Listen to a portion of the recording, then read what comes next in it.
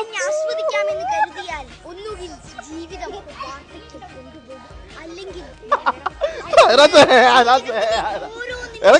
ആസ്വദിക്കുക, സ്നേഹിക്കുക.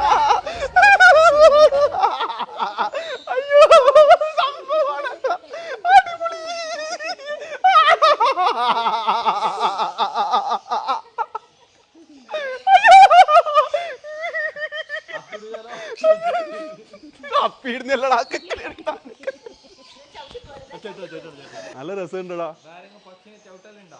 ആ പേടിച്ചിട്ട് ചവിട്ടിപ്പോ. അയ്യോ പേടി കൊണ്ടാത്. ആ